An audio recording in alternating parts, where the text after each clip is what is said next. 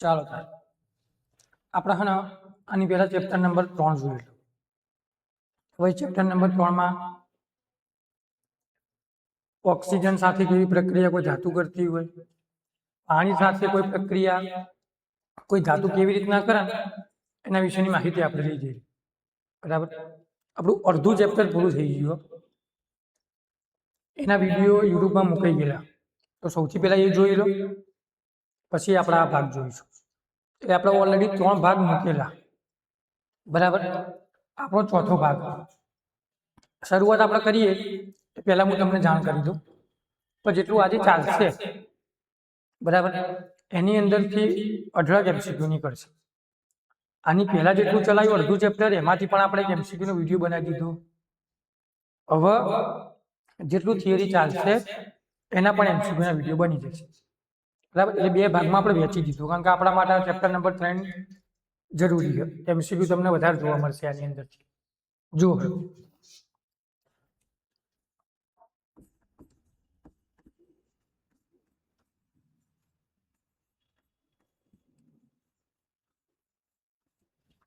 આપણા જ અમુક તત્વો જોવાના, એની ઇલેક્ટ્રોન રચના જોવાની, એનો પરમાણુ ક્રમાંક જોવાનો.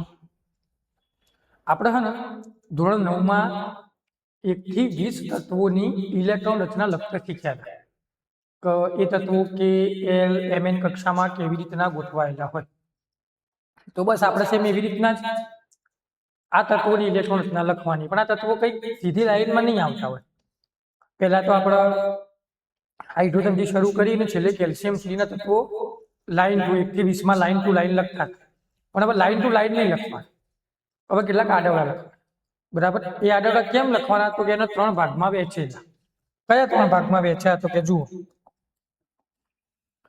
સૌથી પહેલા એને કીધું હોય નિષ્ક્રિય તત્વો.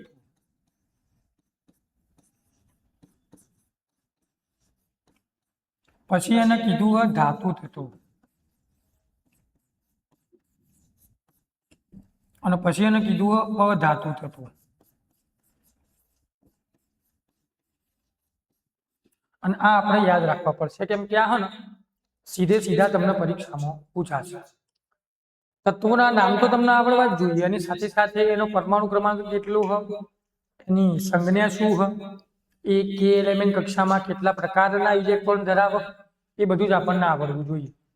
તો આપણે જે 120 તત્વો લખ્યા હતા ધોરણ 9 ની અંદર, એના આપણે 3 ભાગમાં વહેંચી દીધા. તો એક હ નિષ્ક્રિય તત્વો, બીજા હ ધાતુ તત્વો, અને ત્રીજા હ અધાતુ તત્વો. બરાબર, એમાં સૌથી પહેલું આપણે જોઈએ તો નિષ્ક્રિય તત્વો કયા કયા? તો પહેલું હ હિલિયમ, બીજું હ નિયોન, અને ત્રીજું જોવા મળશે આપણને આર્ગોન. જો તમે હિલિયમ દર્શાવતા હોય તો એને H સ્મોલ e વડે દર્શાવો. જો તમે નિયોન ને દર્શાવતા હોય તો N સ્મોલ e વડે દર્શાવો. જો તમે આર્ગોન ને દર્શાવતા હોય તો કેપિટલ A સ્મોલ r વડે દર્શાવો. એના પછી કેટલો પરમાણુ ક્રમાંક ધરાવે? તો હિલિયમ હોય તો એનો પરમાણુ ક્રમાંક 2 હોય, નિયોન હોય તો એનો પરમાણુ ક્રમાંક 10 હોય, આર્ગોન હોય તો એનો પરમાણુ ક્રમાંક આપણને 18 જોવા મળે. સૌથી પહેલા આપણે આ 3 તત્વો વિશેની વાત કરી લઈએ, જેને નિષ્ક્રિય તત્વો કહેવાય. એના પછી આપણે ધાતુ અને અધાતુમાં જઈશું.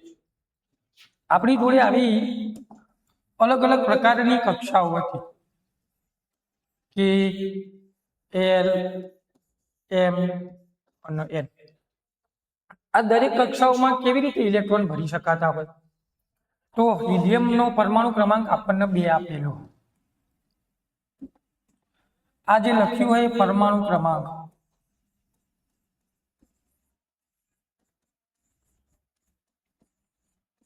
બરાબર. હવે આપણે ઇલેક્ટ્રોન ભરવાનો ટ્રાય કરીએ કે ઇલેક્ટ્રોન કેવી રીતના ભરાય. તો પહેલી કક્ષાઓ તો એમાં 2 ઇલેક્ટ્રોન જ ભરી શકાય.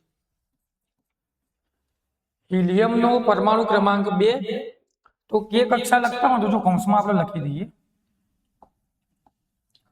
કે ની જોડે તમે 2 ઇલેક્ટ્રોન ભરી શકો, એલ ની જોડે તમે 8 ઇલેક્ટ્રોન ભરી શકો, એમ ની જોડે તમે 8 ઇલેક્ટ્રોન ભરી શકો, અને જે વધ્યા આવે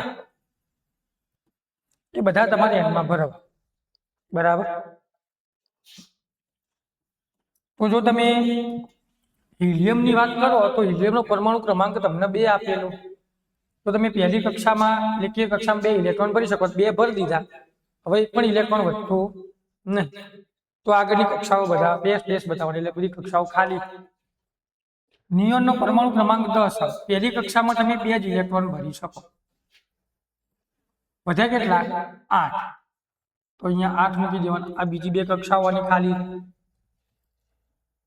R1 પરમાણુ ક્રમાંક કેટલો આપ્યો હતો કે 18, પહેલી કક્ષામાં 2 ઇલેક્ટ્રોન ભરો, બીજી કક્ષામાં 8 ઇલેક્ટ્રોન ભરો, 10 થયા, વધ્યા 8, બીજી કક્ષામાં 8 ભરો, છેલ્લી કક્ષા ખાલી બતાવો. બરાબર. એવું ને એવું આપણે હવે ધાતુ તત્વો માટે લખવાનું ટ્રાય કરીએ. આપણી જોડે ધાતુ તત્વો,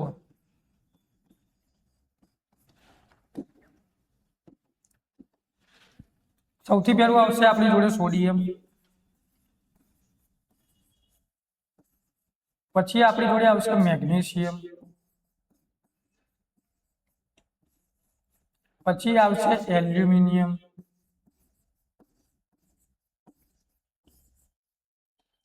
એના પછી આવશે પોટેશિયમ,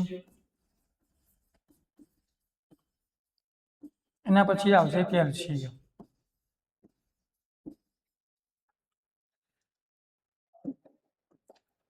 સંજ્ઞા શું હોય? સોડિયમ હોય તો આપણે એન એ વડે દર્શાવીએ, મેગ્નેશિયમ હોય તો આપણે એમ જી વડે દર્શાવીએ, એલ્યુમિનિયમ હોય તો આપણે એ એલ વડે દર્શાવીએ, પોટેશિયમ હોય તો આપણે એને કે વડે દર્શાવીએ, કેલ્શિયમ હોય તો આપણે એને સી વડે દર્શાવીએ. આ બધા ધાતુ તત્વો કહેવાય. બરાબર. વાત કરીએ એમના પરમાણુ ક્રમાંક. સોડિયમનો પરમાણુ ક્રમાંક આપણને આપેલો હોય 11, મેગ્નેશિયમનો આપણને આપ્યો હોય 12, એલ્યુમિનિયમનો આપણને આપેલો હોય 13, પોટેશિયમનો પરમાણુ ક્રમાંક આવશે 19, અને કેલ્શિયમનો પરમાણુ ક્રમાંક આવશે 20. હવે આના આપણે કે એલિમેન્ટ કક્ષાઓમાં ગોઠવવાના. કે એલ એમ અને એના 4 કક્ષાઓમાં ગોઠવવાના. તો સેમ આની પહેલા કર્યું જેવું આ ગોઠવે આપણે સેમ ટુ સેમ આપણે એવી રીતના ગોઠવીશું. જુઓ તો કંઈક આવી રીતે ગોઠવાય. પરમાણુ ક્રમાંક સોડિયમનો થાય 11, પહેલી કક્ષામાં 2 ઇલેક્ટ્રોન ભરવાના, બીજી કક્ષામાં 8 ઇલેક્ટ્રોન ભરવાના, વધ્યા એ એમ કક્ષામાં ભરવાના, એન કક્ષા ખાલી. પહેલી કક્ષામાં 2, બીજી કક્ષામાં 8, ત્રીજી કક્ષામાં ફરીથી 2, આ છેલ્લી કક્ષા ખાલી. 13 આપેલો હોય તો પહેલી કક્ષામાં 2, બીજી કક્ષામાં 8, ત્રીજી કક્ષામાં 3, છેલ્લી કક્ષા ખાલી. પહેલી કક્ષામાં 2, બીજી કક્ષામાં 8, ત્રીજી કક્ષામાં 8, એક વધ્યો એ છેલ્લી કક્ષામાં ભરવા. પહેલી કક્ષામાં 2, બીજી કક્ષામાં 8, ત્રીજી કક્ષામાં 8, અને ચોથી કક્ષામાં 2. તો આ ધાતુઓ માટે લખ્યું. હવે આવું ને આવું છે, એમાં આપણે જો અધાતુ માટે લખવું હોય તો આપણે આવું લખી શકીએ. અધાતુ તત્વો કયા હોય? સૌથી પહેલા આપણને એ આવડવું જોઈએ. તો સૌથી પહેલા આવશે નાઇટ્રોજન, પછી આવશે ઓક્સિજન, પછી આવશે ફ્લોરિન,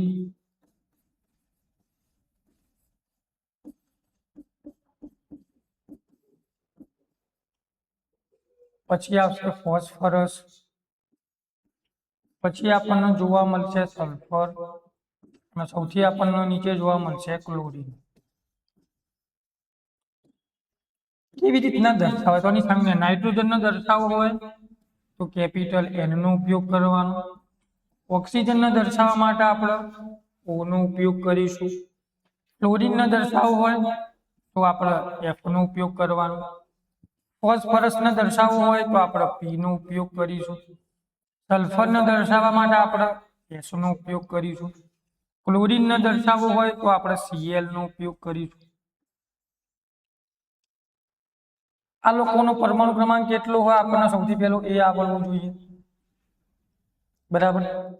નાઇટ્રોજન એનો પરમાણુ ક્રમાંક થશે 7, ઓક્સિજન નો પરમાણુ ક્રમાંક 8, ફ્લોરિન નો પરમાણુ ક્રમાંક 9, ફોસ્ફરસ, સલ્ફર અને ક્લોરીન. ફોસ્ફરસ નો થાય 15, સલ્ફર નો થાય 16 અને ક્લોરીન નો થાય 17. સેમ પેલાના જેવી પ્રક્રિયા. હવે આપણા દરેક તત્વોના કે એલિમેન્ટ કક્ષાઓમાં દર્શાવવાના. આ કે, એલ, એમ અને એન કક્ષાઓમાં દર્શાવવાના. તો આમાં 2 લખું તો વધ્યા 5, તો અહીંયા 5 આવે. છેલ્લી 2 કક્ષાઓ ખાલી રહે. આનો પરમાણુ ક્રમાંક 8, તો અહીંયા 2 લખવાના, અહીંયા 6 લખવાના. આ 2 કક્ષાઓ ખાલી રહે. આ 9, તો અહીંયા 2 લખવાના, અહીંયા 7 લખવાના. છેલ્લી 2 કક્ષાઓ ખાલી રહે. 2, 8, 10, અહીંયા 5 મૂકો, છેલ્લી કક્ષા ખાલી રહે. 2, 8, 6, છેલ્લી કક્ષા ખાલી રહે. 2, 8, 7, ફરીથી છેલ્લી કક્ષા ખાલી રહે. ટૂંકમાં તમારે એવું યાદ રાખવાનું કે આ બધી કક્ષાઓમાં મારે એવા જ ઇલેક્ટ્રોન ભરવાના જેના પરમાણુ ક્રમાંકમાં આવતા હોય. માની લો કે આનો પરમાણુ ક્રમાંક 17 આપેલ અને આપણને ખબર છે કે આપણે કે કક્ષામાં 2 જ ઇલેક્ટ્રોન ભરીએ તો 2 ભરવાના. 17 માંથી 2 જાય તો વધ્યા 15. બરાબર. એલ કક્ષામાં તમે 8 જ ઇલેક્ટ્રોન ભરી શકો. તો 8 ઇલેક્ટ્રોન એલમાં ભરાતા હોય તો 8 લખી દીધા. 8 ને 2 10. 17 માં 10 જાય તો બીજા વધ્યા 7. 7 વધ્યા એ એમ કક્ષામાં ભરવાના. એમ કક્ષામાં વધુમાં વધુ તમે 8 જ ઇલેક્ટ્રોન ભરી શકો. 8 ઇલેક્ટ્રોન ભરાઈ જાય પણ અહીંયા 7 આપે. જો અહીંયા 8 હોત તો હવે જે વધારાના ઇલેક્ટ્રોન જોવા મળોત ને એ આપણે છેલ્લી એન કક્ષામાં ભરવાના. પણ અહીંયા 7 પૂરું થઈ જાય. એટલે કઈક આવા તત્વો તમને જોવા મળે. જુઓ કેવા કેવા તત્વો.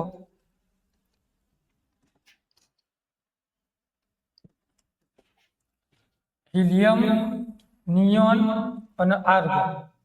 આ 3 નિષ્ક્રિય તત્વો કહેવાય. સોડિયમ, મેગ્નેશિયમ, એલ્યુમિનિયમ, પોટેશિયમ અને કેલ્શિયમ આ બધા ધાતુઓ કહેવાય, ધાતુ તત્વો કહેવાય.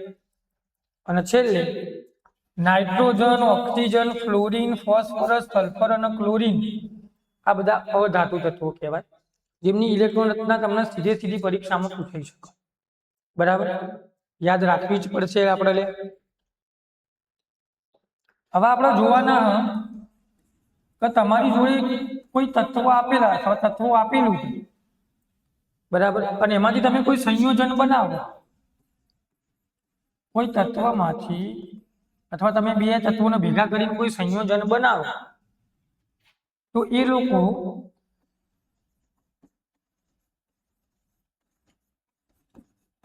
એક આયનીય સંયોજન બનાવશે. 2 ભેગા થઈને શું બનાવશે? એક આયનીય સંયોજન.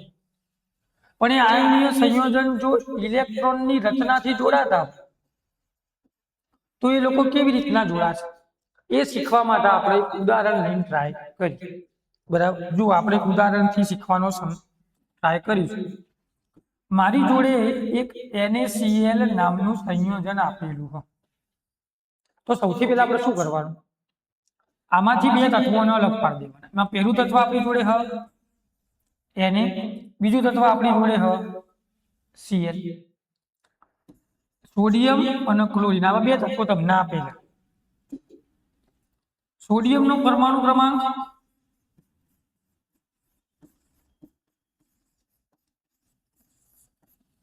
ક્લોરીનનો પરમાણુ ક્રમાંક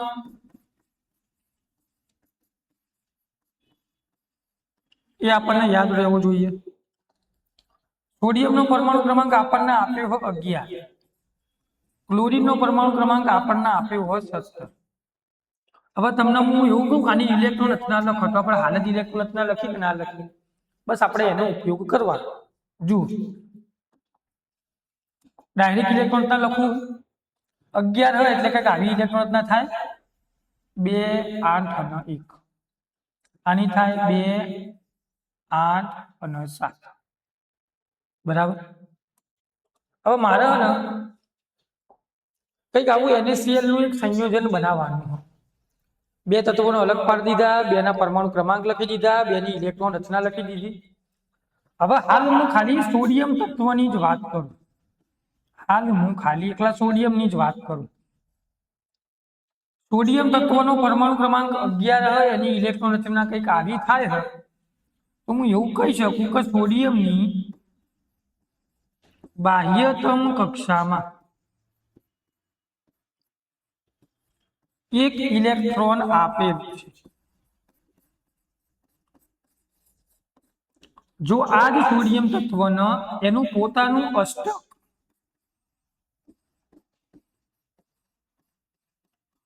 પૂર્ણ કરવું હોય તો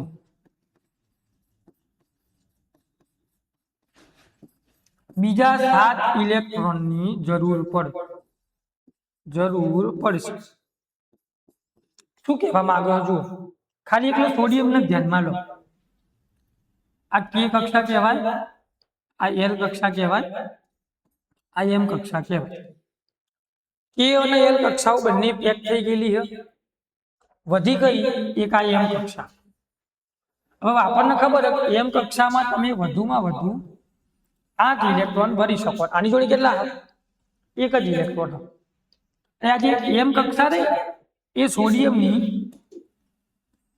બાહ્યતમ કક્ષા કહેવાય. કઈ કક્ષા કહેવાય? બાહ્યતમ કક્ષા કહેવાય. સૌથી છેલ્લી કક્ષા કહેવાય. એમાં કેટલા ઇલેક્ટ્રોન? એક જ ઇલેક્ટ્રોન. જો મારે આ છેલ્લી કક્ષાને સંપૂર્ણપણે ભરી દેવી હોય તો મારે કેટલા ઇલેક્ટ્રોનની જરૂર પડે? એક આપેલું હોય 8, કુલ 8 જોઈએ, એનો મતલબ હજુ બીજા 7 ઇલેક્ટ્રોનની જરૂર પડે. તો જો નીચે આપણે એવું લખેલું હોય, મારે એનું અષ્ટક પૂરું કરવા માટે 7 ઇલેક્ટ્રોનની જરૂર પડે. બરાબર.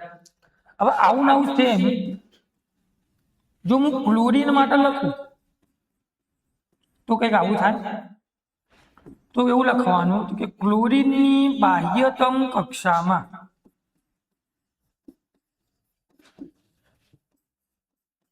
સાત ઇલેક્ટ્રોન આપેલા છે. હવે જો ક્લોરીનના પોતાનું અષ્ટક પૂર્ણ કરવું હોય તો હજુ ક્લોરીનના બીજા એક ઇલેક્ટ્રોનની જરૂર પડશે. બંને માટે સેમ લખી દીધું આપણે. હવે કેટલું ક્લોરીન માટે જુઓ. ક્લોરીનનો પરમાણુ ક્રમાંક તો કે 17, એની ઇલેક્ટ્રોન રચના આપણે ઓલરેડી લખી દીધેલી છે. છેલ્લી કક્ષા એટલે આરે કક્ષા કહેવાય. હવે એ છેલ્લી કક્ષામાં કુલ તમે 8 ઇલેક્ટ્રોન ભરી શકો. હાલ હ કેટલા? 7. એનો મતલબ એને જો હું એક ઇલેક્ટ્રોન આપી દઉં તો એ પોતાનું અષ્ટક પૂરું કરી લેશે. તો આને 7 એકની જરૂર હોય એવું આપણે લખી દીધું. જો સોડિયમ અને ક્લોરીન આ બંનેના અષ્ટક પૂર્ણ કરવું. શું કરવું? અષ્ટક પૂર્ણ કરવું. એટલે બંનેનું એક સાથે કરવું હોય શું કરવું પડે? તો કે આ લોકોને ઇલેક્ટ્રોનની ભાગીદારી કરવી પડે અથવા ઇલેક્ટ્રોનની આપલે કરવી. હવે ઇલેક્ટ્રોનની આપલેનો મતલબ શું? કોઈ એક ઇલેક્ટ્રોન આપી દે, કોઈ બીજો ઇલેક્ટ્રોન મેળવી લે. તો આપણે એવું કહી શકીએ, આપણે એવું કરીએ તો ચાલે. સોડિયમ એની છેલ્લી કક્ષામાં એક ઇલેક્ટ્રોન હોય, એ ઇલેક્ટ્રોનને શું કરે તો ગુમાવી દે. એ જ જગ્યાએ ક્લોરીન આજે એક ઇલેક્ટ્રોન હતો ને એ શું કરશે? મેળવી લેશે. જો સોડિયમ એક ઇલેક્ટ્રોન ગુમાવે તો એ ધન આયન બનાવે, અને જો ક્લોરીન એક ઇલેક્ટ્રોન મેળવે તો એ ઋણ આયન બનાવે. ધન આયનનો મતલબ થાય કેટા આયન, ઋણ આયનનો મતલબ થાય એનાયન.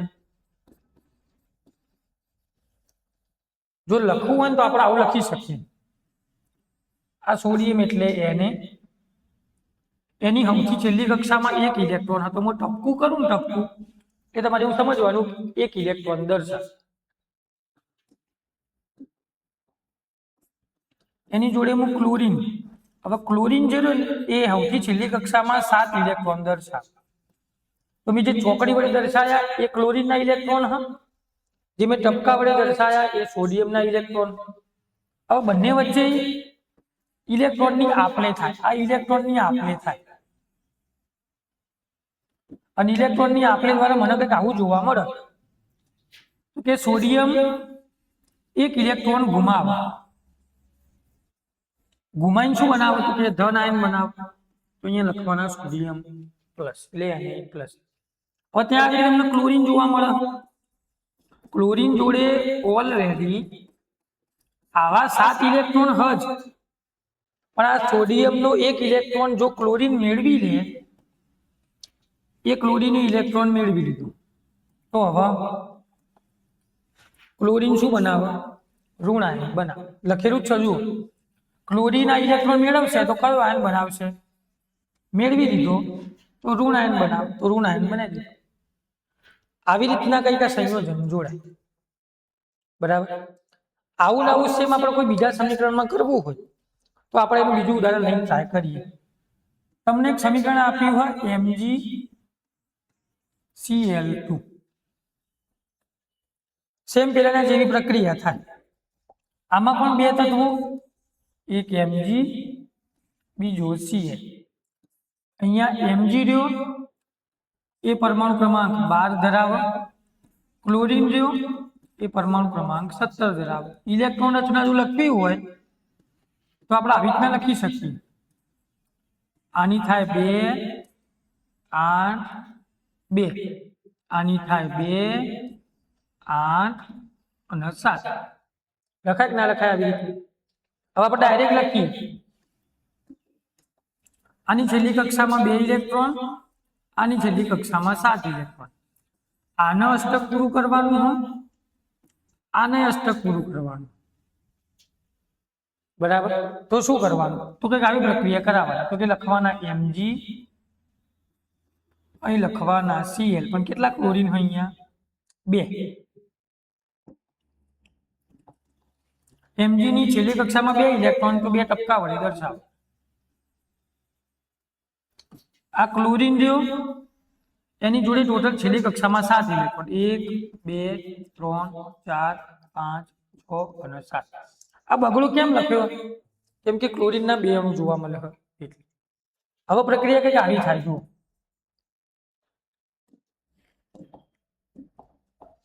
આ પ્રક્રિયા કંઈક આવી થાય. આ Mg રહ્યો એ 2 ઇલેક્ટ્રોન ગુમાવી, જો ગુમાવે તો ધન આયન બનાવે. ગુમાવીને શું બનાવે? ધન આયન બનાવે. એવી જ રીતના જો હું ક્લોરીનની વાત કરું તો ક્લોરીન જોડે ભાઈ ઓલરેડી પહેલાથી 7 ઇલેક્ટ્રોન જ. મેગ્નેશિયમનો 1 ઇલેક્ટ્રોન મેળવી કાઢે તો 1 ઇલેક્ટ્રોન મેળવી કાઢે અને ઋણ આયન બનાવે. પણ અહીંયા શું લખવાનું? તો કે બગડો. કેમ? આ 2 ઇલેક્ટ્રોન હ. ક્લોરીન 2 વખત લખાય, આવું 2 વખત લખાય. આ ક્લોરીન, આ બીજો ક્લોરીન.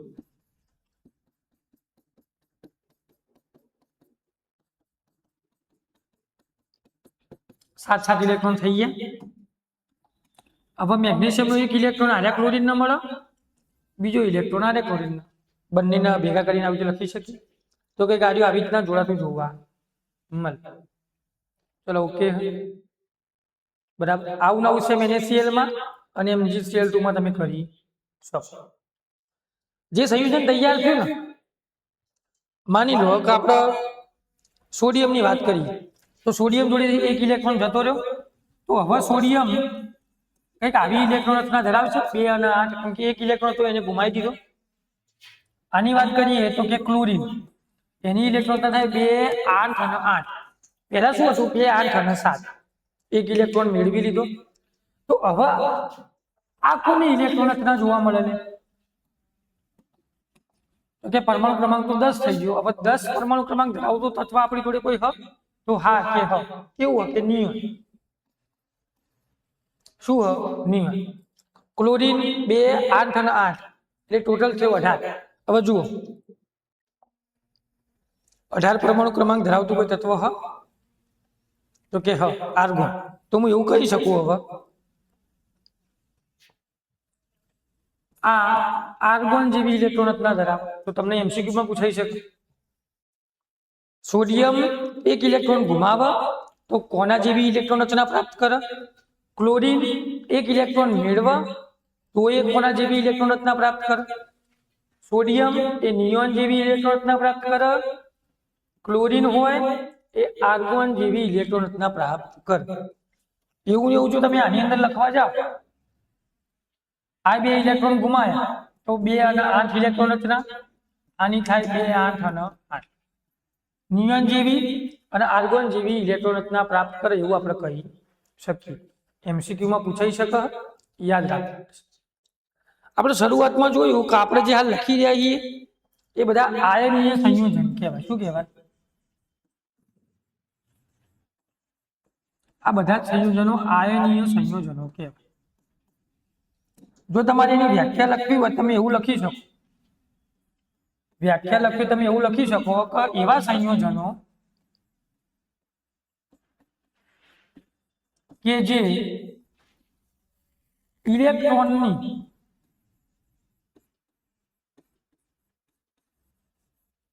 આપલેથી જોડાયા હોય એવા સંયોજનોના આયનીય સંયોજનો કહેવાય. અને આ સંયોજનોના અલગ અલગ પ્રકારના ગુણધર્મો એ તમને પરીક્ષામાં 4 માર્ક્સની અંદર પૂછાઈ શકે. પહેલો ગુણધર્મ કંઈક એવું કહે ભૌતિક સ્વભાવ. બીજો ગુણધર્મ એવું કહે ગલન બિંદુ અને ઉત્કલન બિંદુ.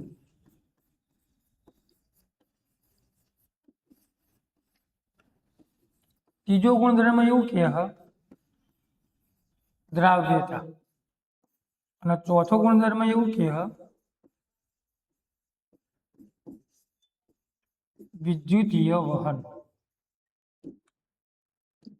આ દરેકને આપણે સમજી લઈએ. આયનીય સંયોજનો એટલે શું એના ગુણધર્મો જણાવો. વ્યાખ્યા લખેલી છે પર એવા સંયોજનો કે જે ઇલેક્ટ્રોનની આપલેથી જોડાયેલા હોય એને આયનીય સંયોજનો કહેવાય. બરાબર. 4 પ્રકારના આવા ગુણધર્મો ધરાવે. એમાં પહેલો ગુણધર્મ આપણે જોઈએ. પહેલો ગુણધર્મ કંઈક એવું કહે ભૌતિક સ્વભાવ. એનો મતલબ એવો થાય કે જેટલા પણ આવા આયનીય સંયોજનો હોય એ તમને સૌથી પહેલા ઘન સ્વરૂપે જોવા મળે. હવે એમની અંદર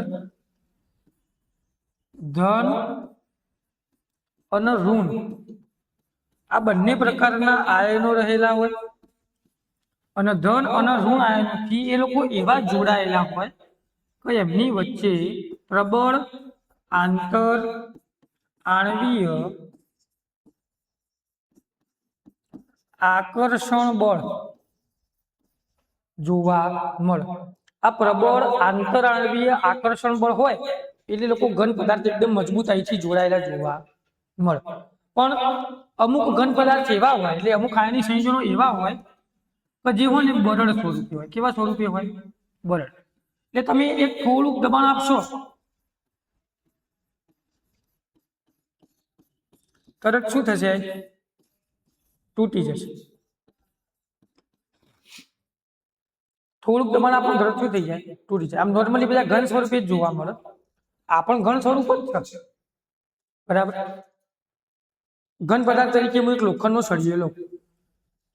હવે લોખંડનો સળિયો મજબૂત હોય નિકલ અને ક્રોમિયમની મિશ્ર ધાતુ. તમે તોડવાની ટ્રાય કરો તૂટશે? તો કે ના તૂટે. એ જ જગ્યાએ હું વ્હાઇટ બોર્ડમાં લખવાનો ચોક લો. એક સેજ આમ તૂટશો ત્યારે તૂટી જશે. બંને ઘન પદાર્થો જ છે પણ બંનેનો સ્વભાવ અલગ અલગ. બંને સખત જ છે, બંનેનો સ્વભાવ અલગ અલગ. બરાબર. હવે આપણે વાત કરીએ બીજા ગુણધર્મની તો કે ગલન બિંદુ અને ઉત્કલન બિંદુ. જેટલા પણ આયનીય સંયોજનો હોય ને એમના ગલન અને ઉત્કલન બિંદુ હંમેશા ઊંચા જોવા મળે. હવે આ સંયોજનોને જો તમારે જુદા પાડવા હોય એટલે ધન આયન અને ઋણ આયન સ્વરૂપે અલગ અલગ કરી દેવા હોય તો શું કરવું પડે? તો કે એમની વચ્ચે જે બળ લાગતું હતું આંતરાણવીય આકર્ષણ બળ એને તમારે તોડવું. અને જો એ બળને તોડવું હોય તો તમારે પુષ્કળ પ્રમાણમાં ઉર્જા આપવી પડે, એટલે વધુ ઉર્જાની તમારે જરૂર પડશે. બે ગુણધર્મો. પહેલો ગુણધર્મ ભૌતિક સ્વભાવ, બીજો ગુણધર્મ ગલન બિંદુ અને ઉત્કલન બિંદુ. જો ત્રીજો ગુણધર્મ શું કહે? ત્રીજો ગુણધર્મ કહે દ્રાવ્યતા. જેટલા પણ આયનીય સંયોજનો હોય એ બધા પાણીમાં દ્રાવ્ય જોવા મળે. પણ જો તમારી જોડે કેરોસીન હોય,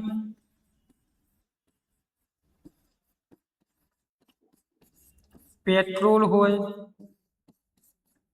ડીઝલ જેવા કાર્બોદિત પદાર્થો હોય, બરાબર, તો એમાં આયનીય સંયોજનો એ અદ્રાવ્ય સ્વરૂપે જોવા મળે. આ યાદ રાખીશું આપણે. આયનીય સંયોજનો પાણીમાં દ્રાવ્ય, કેરોસીન, પેટ્રોલ, ડીઝલમાં શું હોય? અદ્રાવ્ય હોય. ચોથો ગુણધર્મ કંઈક એવું કહે આપણને કે વિદ્યુતનું વહન. હવે આપણને ખબર છે આયનીય સંયોજનો છે ને બધા ઘન સ્વરૂપે જોવા મળે એટલે સખત હોય. તો ઘન પદાર્થમાંથી વિદ્યુતનું વહન કરાવવું હોય તો તકલીફ હોય એટલે શક્ય હોય નહીં. પણ જો મારા હજુ આયનીય સંયોજનોમાં વિદ્યુતનું વહન કરાવવું તો એને સૌથી પહેલા પીગાળેલી અવસ્થામાં લઈ જાવ.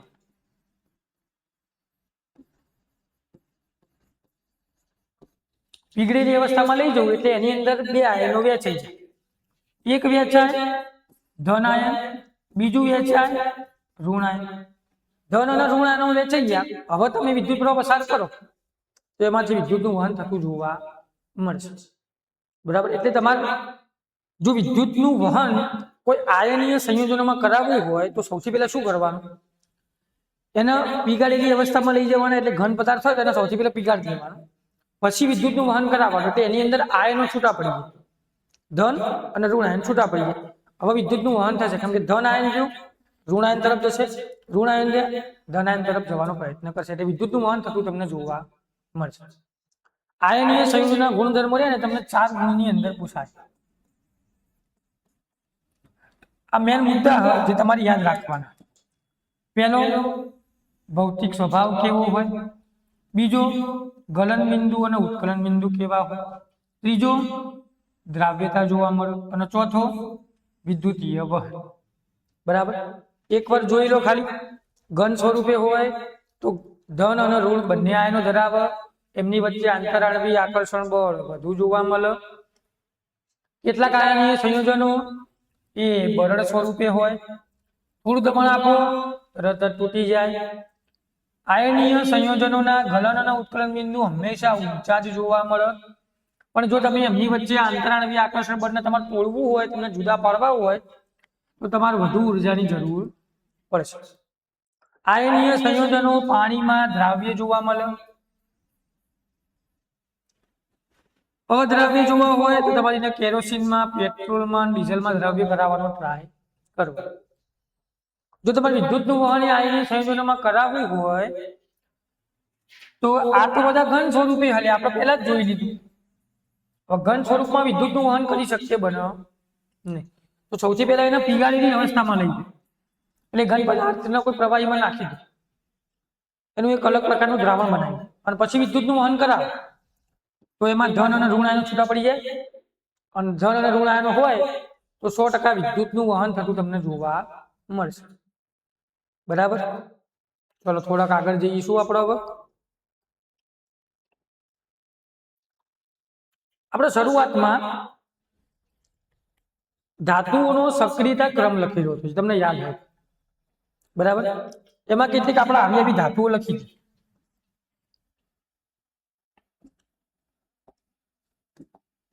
જો આપણે લખ્યું હતું potassium, sodium, calcium, magnesium, aluminium, zinc, iron, lead, copper, Hg, Ag અને Eu. આવા કેટલાક તત્વો આપણે લખેલા હતા ધાતુઓના સક્રિયતા ક્રમ પ્રમાણે. તો આ તત્વો તમને રહ્યા એ કેવા પ્રકારની પ્રક્રિયાઓ કરતા હશે, કેવી પ્રક્રિયાઓ કરશે એના વિશેની આપણે માહિતી મેળવી. આ જે લખ્યું હોય એ સક્રિયતાનો ક્રમ જ છે કે જે તમે ઓલરેડી ચોપડામાં કે આગલા આપણા લેક્ચર જોશો તો એની અંદર તમને જોવા મળશે. આને કેવી રીતના યાદ રાખવું એ પણ આપણે તમને શોર્ટ ટ્રીક પહેલા જ કહી દીધેલી. બરાબર. આપણે એવું કહી શકીએ કે આને હું અલગ ભાગ પાડી દઉં, આને તત્વોને હું અલગ ભાગ પાડી દઉં અને આ ત્રણ તત્વોને હું અલગ ભાગ પાડી દઉં. તો એવું કહેવાય કે આ જે તત્વો રહ્યા ને એ ઊંચી સક્રિયતા ધરાવતા તત્વો, આ જે તત્વો રહ્યા એ મધ્યમ સક્રિયતા ધરાવતા તત્વો અને આ જે સૌથી નીચે રહ્યા એ સૌથી નીચી સક્રિયતા ધરાવતા તત્વો. ત્રણ ભાગમાં મેં એને વહેંચી લીધા. આ ઉપરના તત્વો ઊંચી સક્રિયતા ધરાવે આપણને ખબર જ છે, વચ્ચેવાળા તત્વો મધ્યમ સક્રિયતા ધરાવે અને સૌથી છેલ્લે નીચી સક્રિયતા ધરાવે. હવે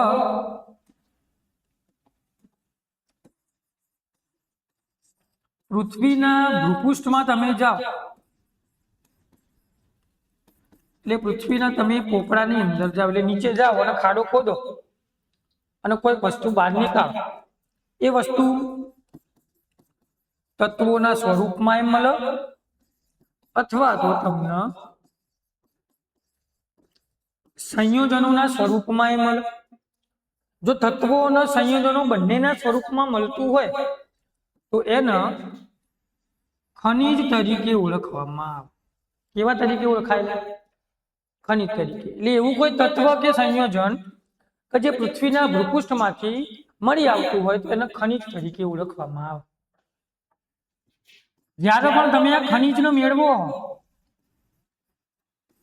એ ખનિજની આજુબાજુ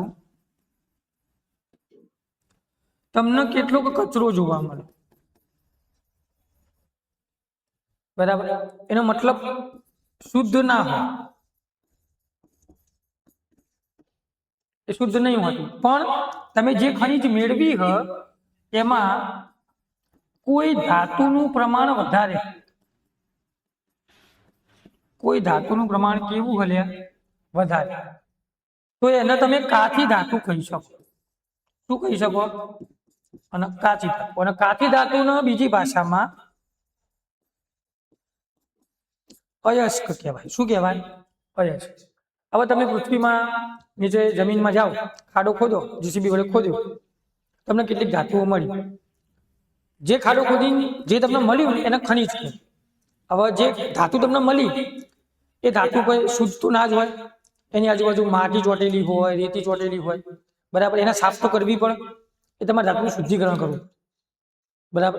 જે તમે ખાલ કાઢી હ એને કાચી ધાતુ કહેવાય. કાચી ધાતુને બીજી ભાષામાં અયસ્ક કહેવાય. શું કહેવાય? અયસ્ક. જે રેતી અને માટી જમીનમાંથી તમે કાઢેલી હ, જે ધાતુ સ્વરૂપે મળી હ, એ ધાતુની આજુબાજુ જે તમને કચરો જોવા મળે, બરાબર, એ કચરાના ગેંગ કહેવાય. શું કહેવાય? ગેંગ. આ ગેંગ હંમેશા તમને કોઈ ધાતુની જોડે જ જોવા મળે, તો એને શું કહીશું આપણે? ગેંગ સ્વરૂપે ઓળખીશું. બરાબર. તો ત્રણ શબ્દો યાદ રાખવાના: ખનિજ, કાચી ધાતુ એટલે અયસ્ક અને ગેંગ. જે કચરો રહ્યો એ ગેંગ સ્વરૂપે ઓળખાય. એ માટી સ્વરૂપે હોઈ શકે, એ રેતી સ્વરૂપે હોઈ શકે. બરાબર.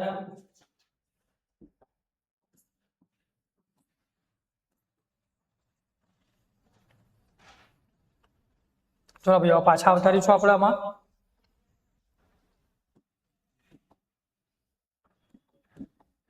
જો ત્રણ ભાગ આપણે પાડી દીધા. આપણે ખનિજ કોને કહેવાય, કાચી ધાતુ કોને કહેવાય, એટલે અયસ્ક કોને કહેવાય, ગેંગ કોને કહેવાય એ જોયું. માની લો ખાડો ખોદો ને આ બધી ધાતુઓ મને મળી છે.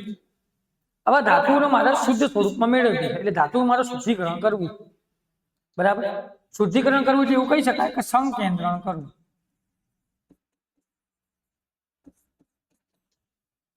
મારા ધાતુનું સંકેન્દ્રણ કરવું તો શું કરવાનું? તો જુઓ,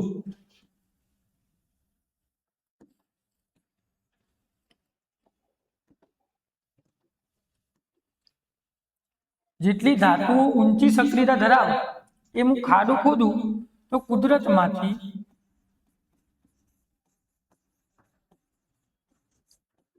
મુક્ત સ્વરૂપે ના મળે.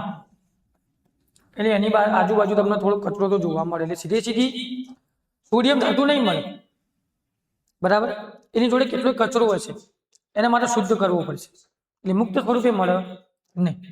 આ નીચેવાળી ધાતુઓ રહી જે એકદમ નીચી સક્રિયતા ધરાવે એ કુદરતમાંથી મુક્ત સ્વરૂપે મળી જાય. એટલે મને સીધે સીધું સોનું મળી જાય જમીનમાંથી.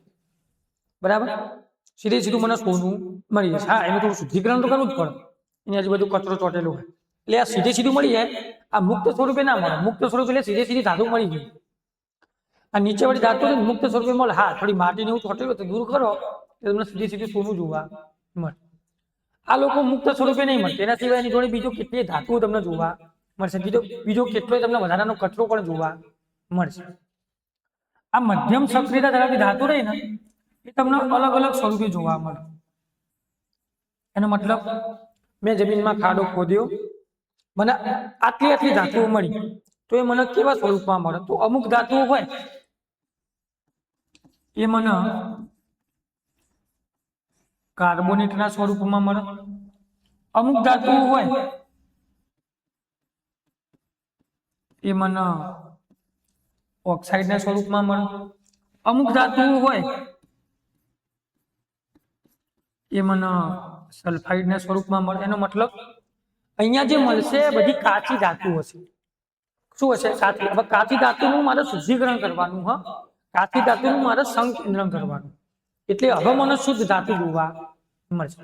કેવી શુદ્ધ ધાતુ જોવા મળશે? જુઓ, હવે ઊંચી સક્રિયતા ધરાવતી ધાતુઓ રહી, એટલે આની જે ધાતુઓ રહી એનું મારે શુદ્ધિકરણ કરવું, એટલે મને સાફ કરવી, એકદમ ચોખ્ખી સ્વચ્છ ધાતુ મેળવવી, તો એને મારે સૌથી પહેલા પીગાળેલી અવસ્થામાં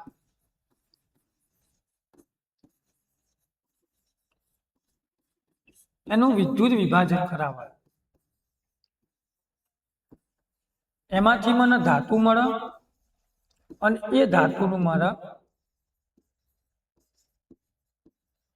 શુદ્ધિકરણ કરવાનું, અને છેલ્લે શુદ્ધિકરણ થઈ જાય એટલે મને ધાતુ જોવા મળે, શુદ્ધ ધાતુ મને જોવા મળે. હવે જો મારે મધ્યમ સક્રિયતા ધરાવતી ધાતુ એટલે કાર્બોનેટ, ઓક્સાઇડ અને સલ્ફાઇડ એની કાચી ધાતુ મને મળી, અને એમાંથી મારે આવી પ્રોપર બધી ધાતુ મેળવવી હોય તો એ મારે શુદ્ધિકરણ કરવું પડે.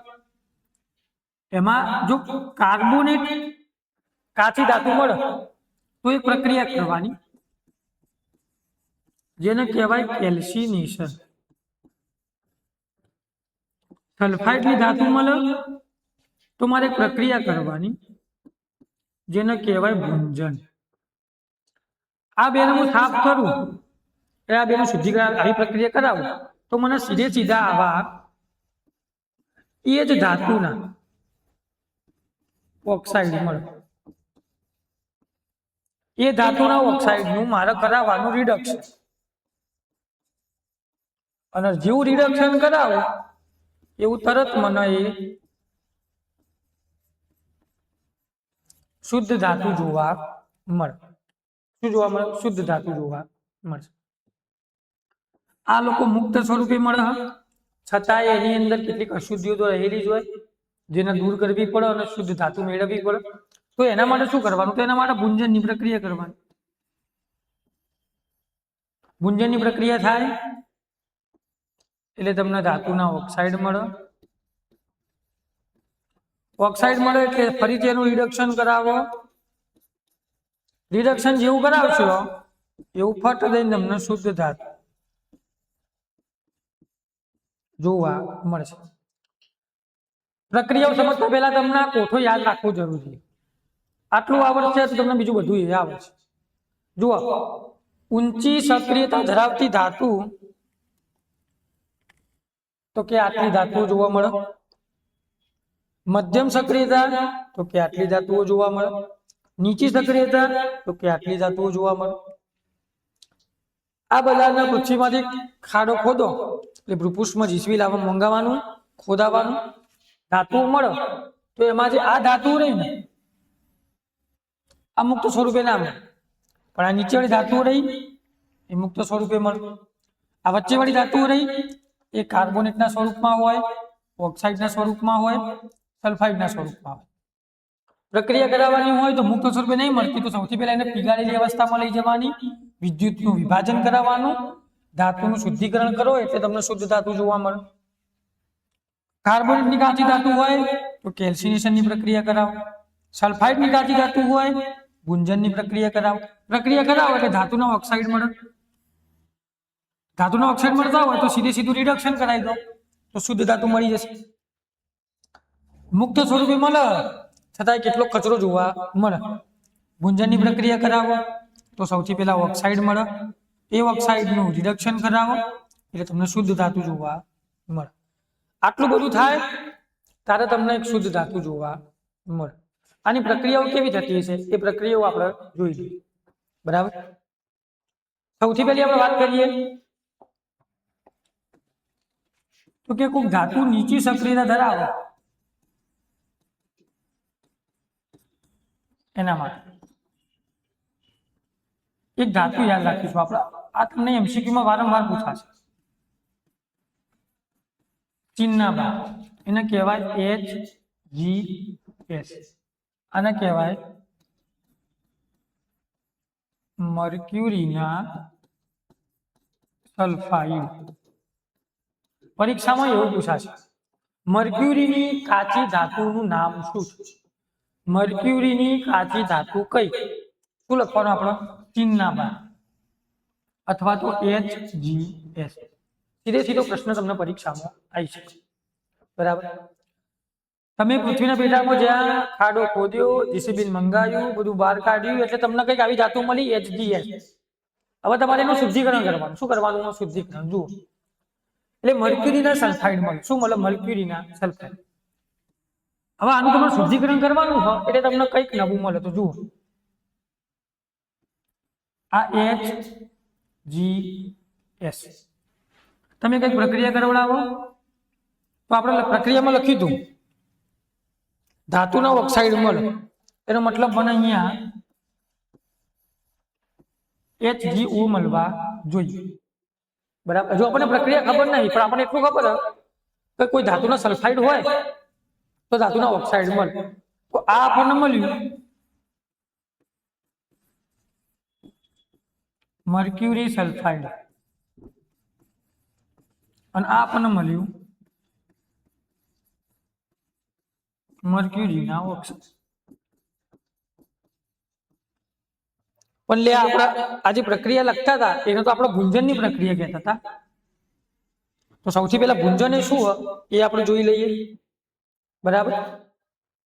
તો કે ભુંજન એટલે શું?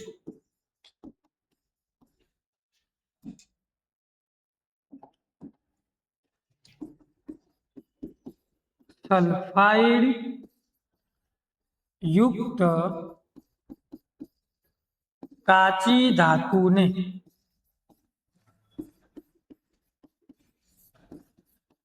હવાની હાજરીમાં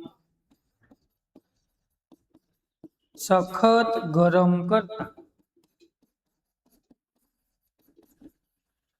ધાતુના ઓક્સાઇડ મળે છે. તે પ્રક્રિયાને ભુંજનની પ્રક્રિયા કહેવાય. જો આવું થાય એટલે મર્ક્યુરી એના સલ્ફાઇડ હવાની હાજરીમાં સખત ગરમ કરો એટલે આપણે હવાની હાજરીમાં ગરમ કરી એટલે ઉષ્મા આપી. ચલો આપી દીધી તો મને મર્ક્યુરીના ઓક્સાઇડ મળે, ધાતુના ઓક્સાઇડ મળે, મને મર્ક્યુરીના ઓક્સાઇડ મળે. એ પ્રક્રિયાના ભુંજનની. તો આ જે પ્રક્રિયા કરીને એના ભુંજનની પ્રક્રિયા કહેવાય. શું કહેવાય? ભુંજનની પ્રક્રિયા કહેવાય. પણ જોડે જોડે આપણને કંઈક આવો SO2 નામનો વાયુ છૂટો પડતો જોવા મળે. આ ગુંજનની પ્રક્રિયા થાય છે, બરાબર. એટલે ધાતુના ઓક્સાઇડ મળી ગયા તો પ્રક્રિયા આપણને કંઈક આવી જોવા મળશે. હવે પ્રક્રિયા સંતુલિત કરવી હોય ને તો એક કોડ વર્ડ યાદ રાખી. જ્યારે જ્યારે ગુંજન શબ્દ આવે ને ત્યારે લખી દેવાનું 23 22. ગુંજન એટલે શું યાદ રાખવાનું? 23 22. ATM નો પિન નંબર હોય ને 4 આંકડાનો એવો. ગુંજન 23 22, ગુંજન 23 22, ગુંજન 23 22. તો એ લખી દેવાનું બગડો તગડો બગડો બગડો. પ્રક્રિયા ઓટોમેટિક સંતુલિત થઈ જાય. શું યાદ રાખીશું? લે ગુંજન 23 22, ગુંજન 23 22. બરાબર. વ્યાખ્યાન આપણે જવા દઈએ. હવે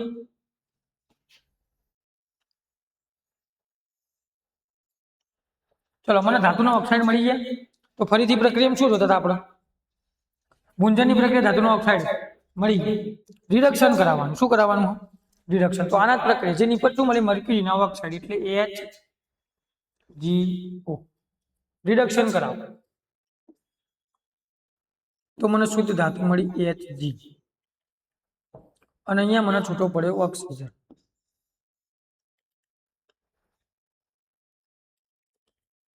મર્ક્યુરીના ઓક્સાઇડ આ શુદ્ધ ધાતુ મને મળી.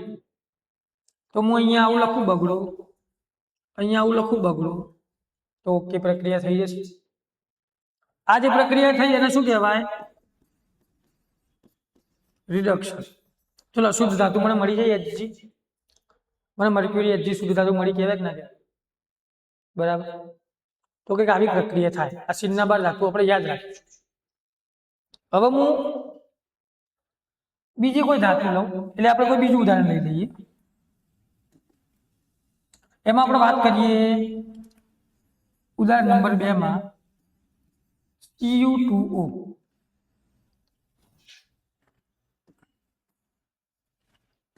Cu2S. આને કંઈક આવું કહેવાય, ક્યુપ્રસ સલ્ફાઇડ. ક્યુપ્રસના સલ્ફાઇડ. બરાબર. ફરીથી એના પ્રક્રિયા Cu2S વત્તા O2 તો મને શું મળે? તો કે Cu2O. છૂટું શું પડે? તો કે એવું ને એવું SO2. કઈ પ્રક્રિયા થઈ? તો કે ગુંજનની પ્રક્રિયા થઈ. ગુંજનની પ્રક્રિયામાં આપણે પુષ્કળ ગરમી આલવી પડે. શું મળે અહીંયા? તો આ જે રહ્યું એને કહેવાય ક્યુપ્રસ સલ્ફાઇડ. એનો મતલબ હું એવું તમને કહી શકું કે કોપરની કાચી ધાતુ કઈ? આ લખી, આને કહેવાય કોપરની કાચી ધાતુ. આ જે મળ્યું એને શું કહેવાય? તો આને કહેવાય ક્યુપ્રસ ઓક્સાઇડ. શું કહેવાય આને? Cuprous oxide. ચલો, ઓકે. સેમિનાઇટ પ્રક્રિયા આપણે કીધું તો ગુંજન હોય ત્યાં જ રાખવાનું કોડ વર્ડ 23 22 લખો. 23 22. જુઓ, પ્રક્રિયા સંતુલિત થઈ જશે. કોપર કેટલા હ? 4. અહીંયા કોપર હ 3 દુ 6 ઓક્સિજન, 2 દુ 4 ને 2 6 ઓક્સિજન, સલ્ફર 2 સલ્ફર 2. હજુ એ રિડક્શન કરાવવાનું. જે મળ્યું એ શું મળ્યું? Cu2O. રિડક્શન કરાવો. પણ આ પ્રક્રિયા રિડક્શન કરાવવા માટે ફરીથી ક્યુપ્રસના સલ્ફાઇડની પ્રક્રિયા થાય. આ પ્રક્રિયા થોડી વિરુદ્ધ. ક્યુપ્રસના ઓક્સાઇડ મળ્યા, એની ક્યુપ્રસ સલ્ફાઇડ જોડે ફરીથી પ્રક્રિયા કરાવો તો તમને એકલી કોપર શુદ્ધ ધાતુ જોવા મળે અને અહીંયા તમને SO2 ફરીથી જોવા મળે. બરાબર. પ્રક્રિયાને સંતુલિત કરવી પડશે. યાદ રાખીશું કે આ રિડક્શનની પ્રક્રિયા જ છે. અહીંયા ઓક્સિજન હ, અહીંયા નહીં, એટલે મતલબ ઓક્સિજન ગયો, ઓક્સિજન જતો રહે, ઓક્સિજન મુક્ત થાય તો રિડક્શનની પ્રક્રિયા કહેવાય. આ રિડક્શન પ્રક્રિયા હ કેવી રીતના પ્રક્રિયા થતી છે જુઓ કોપર 2 અહીંયા કોપર 1 સલ્ફર અહીંયા 1 અહીંયા સલ્ફર 1 અહીંયા ઓક્સિજન 1 અહીંયા ઓક્સિજન 2 તો મારે સરખું તો કરવું જ પડે ઓક્સિજનને 2 કરવા હોય તો મારે અહીંયા બગડો લખવો પડે જુઓ આપણે કંઈક લખીએ અહીંયા હું બગડો લખી દઉં તો કોપર અહીંયા 6 થઈ ગયા 2 દુ 4 ને 2 6 અહીંયા ઓક્સિજન 2 અહીંયા ઓક્સિજન 2 સલ્ફર 1 ચલો રેડી બરાબર તો આ બીજી પ્રક્રિયા થઈ આપણે 2 ઉદાહરણ જોયા પહેલું ઉદાહરણ મર્ક્યુરીની કાચી ધાતુ માટે તમને એવો પ્રશ્ન થાય સાહેબ તમે તો એવું લખ્યું કે કોપર તો મધ્યમ સક્રિયતા ધરાવે Hg નીચી સક્રિયતા ધરાવતા એ વાત સાચી પણ આ કોપર વચ્ચોવચ્ચ આવે છતાંય તમે નીચામાં લખ્યું તો કોપર રહ્યું ને એ બંને બાજુ પ્રક્રિયા કરે મધ્યમ જોડે પ્રક્રિયા કરતું જાય અને નીચા જોડે પ્રક્રિયા કરતું જાય બરાબર એટલે આપણે એના બંનેમાં લખીએ એક મર્ક્યુરીની કાચી ધાતુ કેવી પ્રક્રિયા કરે અને બીજું આ કોપરની કાચી ધાતુ કેવી પ્રક્રિયા કરે એ બંને પ્રક્રિયાઓ આપણે લખીએ બરાબર હવે આપણે વાત કરીએ મધ્યમ સક્રિયતા ધરાવતી ધાતુ એમાં આપણે ધાતુ લઈ લઈએ ઝીંક બરાબર પહેલી વખત ઝીંક કાચી ધાતુ સ્વરૂપે એટલે સલ્ફાઇડ સ્વરૂપે મળે એટલે એને Zn2S કહેવાય ઝીંકના સલ્ફાઇડ બરાબર એની તમે ઓક્સિજનની હાજરીમાં પ્રક્રિયા કરો તો નિપજ સ્વરૂપે તમને ઝીંકના ઓક્સાઇડ અને SO2 વાયુ છૂટો પડતો જોવા મળે આ જે પ્રક્રિયા રહી ને એ પ્રક્રિયાના ગુંજનની પ્રક્રિયા કહેવાય બરાબર ગુંજનમાં તમે શું શું લખતા હતા તો કે લખી દેતા હતા 2 3 2 અને 2 આ જોઈ લેજો ખાલી એક વખતે અહીંયા બગડો નહીં અહીંયા ખાલી ZnS જ આવશે બરાબર ZnO કઈ પ્રક્રિયા સંતુલિત થઈ જાય કેમ કે આપણે કોડ પર લખેલું હોય ગુંજન એટલે 23 22 જુઓ 3 દુ 6 2 ને 2 4 અને બીજા 2 6 સલ્ફર 2 ઝીંક 2 ઝીંક આ ગુંજનની પ્રક્રિયા છે હવે જુઓ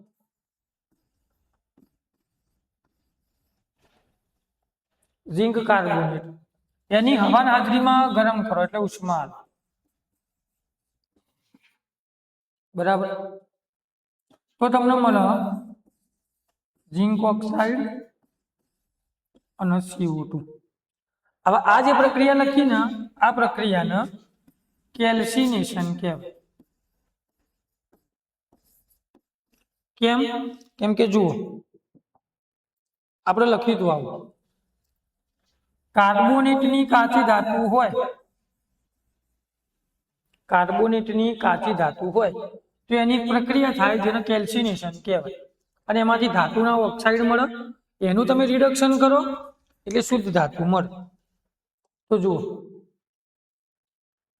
ઝીંકની કાચી ધાતુ સલ્ફાઇડના સ્વરૂપમાં ઝીંકની કાચી ધાતુ કાર્બોનેટના સ્વરૂપમાં એટલે આને કહેવાય ઝીંક કાર્બોનેટ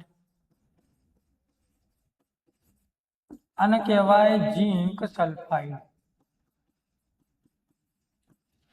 નિપજ સ્વરૂપે બેમાં તમને શું મળે ઝીંકના ઓક્સાઇડ આ નીચેવાળી પ્રક્રિયા એટલે કેલ્સિનેશનની પ્રક્રિયા હવે કેલ્સિનેશન કોને કહેવાય તો જુઓ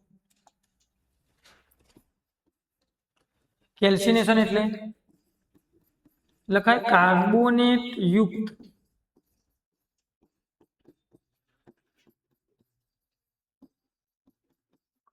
કાચી ધાતુને હવાની હાજરીમાં ગરમ કરતા ધાતુના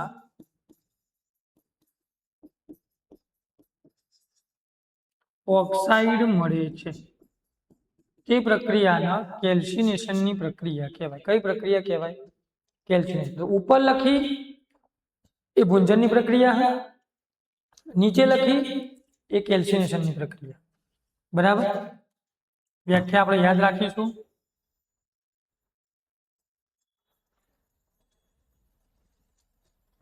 જુઓ, બંને પ્રક્રિયાઓ થઈ ગઈ. તો બંને પ્રક્રિયામાં આપણે કંઈક આવું લખતા હતા, કાર્બોનેટ અને સલ્ફાઇડ. આ સલ્ફાઇડ કેલ્સિનેશન ભૂંજન બંને પ્રક્રિયાઓ કરી લીધી. ધાતુના ઓક્સાઇડ પણ મળી ગયા. તમને ધાતુના ઓક્સાઇડ પણ મળી ગયા. હવે રિડક્શન કરાવો. તો રિડક્શન લખેલું હોય તો રિડક્શન કરાવો, તમને શુદ્ધ ધાતુ ઓટોમેટિક જોવા મળશે. બે ઝીંકના ઓક્સાઇડ હોય તો આપણે એક જ વખત લખીએ ઝીંકના ઓક્સાઇડ.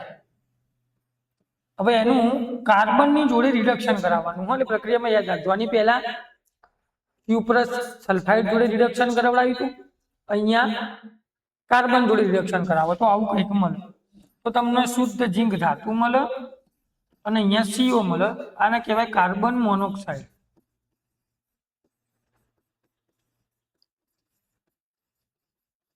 આને કહીશું આપણે કાર્બન મોનોક્સાઇડ.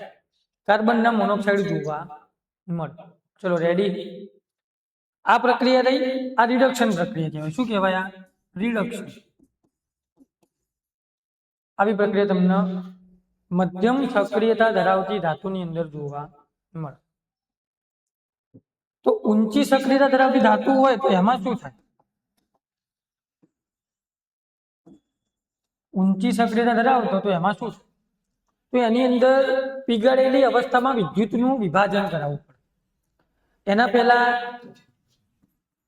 માની લો તમારી જોડે એક સંયોજન આવું NaCl, બરાબર? કેથોડ હોય અને એનોડ. કેથોડ ઉપર પ્રક્રિયા થાય એટલે આ Na+ આયન એની જોડે ઇલેક્ટ્રોન જોડાય તો કંઈક Na બને. એક આવું સમીકરણ જોવા મળે કેથોડ ઉપર. કેમ કેથોડ ઉપર ધનની પ્રક્રિયા વધારે થાય. અને એનોડ આપેલું હોય તો એમાં Cl- બે ઇલેક્ટ્રોન અને Cl2 કંઈક આવી પ્રક્રિયા આપણને જોવા મળે. હવે આર્યું યાદ રાખો કે ધન અને ઋણ આયન કેવી રીતે છૂટા પડે તો તમે ધાતુનું શુદ્ધિકરણ ઇઝીલી કરાવી શકો. બરાબર? હવે પીગાળેલી અવસ્થામાં ધાતુનું શુદ્ધિકરણ કરાવવું હોય તો કેવી રીતના થાય? તો એના માટે એક નાની પ્રયોગ સ્વરૂપે આપણે એક વસ્તુ જોઈ લઈએ. બરાબર? જુઓ, આ એક કાચનું બીકર મેં લઈ લીધું. એની અંદર મેં કેટલુંક દ્રાવણ ભર્યું.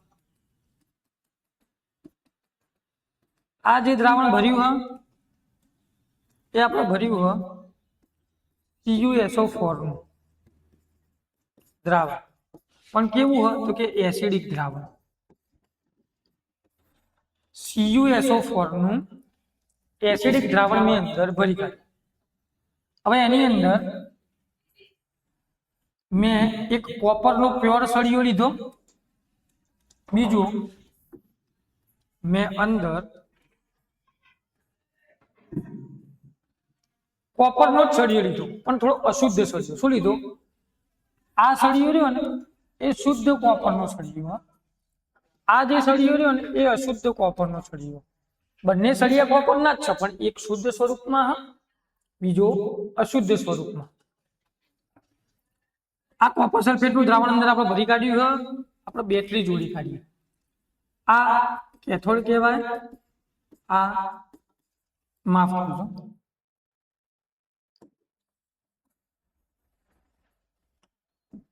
કઈક બેટરી ના આવી. આ બાજુ ધન આયન આ બાજુ ઋણ આયન. એટલે આ એનોડ કહેવાય અને આના કેથોડ. આ ધન આયન આ ઋણ આયન. એક બાજુ શુદ્ધ બીજી બાજુ અશુદ્ધ. બેટરી વડે જોડી કાઢેલું હોય. જેવો વિદ્યુત પ્રવાહ પસાર કરું એવો વિદ્યુત પ્રવાહ આ બાજુથી આ બાજુ, એટલે આ ધનથી ઋણ બાજુ જવાનો ટ્રાય કરો. દ્રાવણ આપણે એસિડિક બનાવેલું હોય એટલે એની અંદર કોપર એટલે Cu+2 અને બીજું SO4-2 કંઈક આવી રીતના બે આયનો છૂટા પડતા જોવા મળશે આપણને ધન અને ઋણ આયનના સ્વરૂપમાં. બરાબર, આ ધન અને ઋણના સ્વરૂપમાં છૂટા પડી જાય. પાણીની અંદર આમ તેમ રમ રમ કર. આ અશુદ્ધ કોપરનો સળિયો રહ્યો ત્યાં એના નીચેના ભાગમાં અહીંયા આ જેટલી પણ કોપરના સળિયા પર અશુદ્ધિઓ હતી ને બધી દૂર થઈને અહીંયા નીચે ભેગી થાય. એટલે આ જે કચરો તમને છેલ્લે જોવા મળ્યો એને કહેવાય એનોડિક પંક, એક પ્રકારનો કચરો. આ શુદ્ધ કોપરનો સળિયો હતો, આ અશુદ્ધ કોપરનો સળિયો હતો. વિદ્યુત પ્રવાહ પસાર કર્યો, કોપરના દ્રાવણ, કોપર સલ્ફેટના દ્રાવણમાંથી અલગ અલગ દ્રાવણો છૂટા પડ્યા, Cu+2 SO4-2 બંને છૂટા પડી ગયા. એટલે એની અંદર તમને કેટલીક પ્રકારની અશુદ્ધિઓ જોઈએ. અશુદ્ધિઓ હતી એ દૂર થઈ ગઈ, હવા સળિયો શુદ્ધ થઈ ગયું, અને જે બધો કચરો હતો, જે અશુદ્ધિઓ હતી એ બધી અહીંયા નીચે જોવા મળી. એ જે અશુદ્ધિઓ જોવા મળી ને એટલે એનોડિક પંક કહેવાય. એનોડિક પંક એટલે આકૃતિમાં જે દર્શાવેલું હોય જેમાં એનોડના છેડા, એનોડના સળિયાની નીચે જે તમને કચરો જોવા મળે, જે પણ અશુદ્ધિઓ જોવા મળે એને એનોડિક પંક તરીકે ઓળખવામાં આવે. 1 માર્ક્સની અંદર વ્યાખ્યા પૂછાય એનોડિક પંક એટલે શું. એનોડના સળિયાની નીચે જોવા મળતી અશુદ્ધિ એને કહીશું આપણે એનોડિક પંક. બિગાડેલી અવસ્થામાં આવી રીતના વિદ્યુતનું વિભાજન તમે કરી શકો. બરાબર, જેની અંદરથી અણુઓ તમને ફરતા ફરતા જોવા મળે અને આવી રીતના તમે શુદ્ધ ધાતુ મેળવી શકો. હવે આ તો શુદ્ધ સળિયો હતો જ, આ પણ શુદ્ધ થતો જોવા મળી ગયું. એટલે બંને કોપરના સળિયા શું થઈ ગયા? શુદ્ધ થઈ ગયા. ચલો રેડી. બરાબર, હવે ચેપ્ટરની પૂર્ણાહુતિ કરીએ. બરાબર, બે નાની થિયરી આપણે જોવાની છે. એમાં સૌથી પહેલી વાત કરીએ જે તમને હે ને 2 માર્ક્સની અંદર ભાઈ પૂછાય, 3 માર્ક્સની અંદર પણ પૂછાય.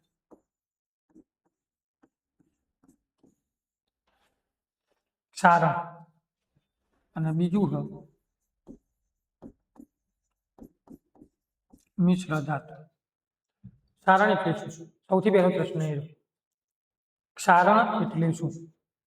આપણે એવું કહી શકીએ કે કોઈ ધાતુની સપાટી રહે એની ઉપર કાટ લાગેલો જોવા મળે અથવા એનું ક્ષયન થાય. બરાબર, એ ભેજની હાજરીમાં થાય, એ હવાની હાજરીમાં થઈ શકે, એ કોઈ એસિડના કારણે થાય, તો તમે એવું કહેવાય એ પદાર્થનું ક્ષારણ થયું હશે. કોઈ ધાતુની સપાટીનું ક્ષયન થયું હોય તો ક્ષારણ થયું એવું કહી શકો. બરાબર, આવું આપણે ચેપ્ટર નંબર 1 ની અંદર શીખેલા છે. જો લોખંડ હોય અને એની ઉપર જો કાટ લાગતો હોય, લોખંડ ઉપર શું લાગે? જો કાટ લાગે તો એ તમને કથ્થાઈ રંગ જોવા મળે. તાંબુ હોય અને એની ઉપર જો કાટ લાગેલો હોય તો એ તમને લીલો રંગ આપતો હોય એવું જોવા મળે. બરાબર, આપણે આવું એને કાટ લાગવા નહીં દેવું, એનું ક્ષારણ થવા નહીં દેવું, તો શું કરવાનું? તો તમે એના ઉપાયો કરી શકો. એ ઉપાયો કંઈક આવા હોઈ શકે. તમે સૌથી પહેલું એ ધાતુ પર રંગ લગાવી શકો, એટલે રંગ લગાવવો. બીજું, એ ધાતુ પર તમે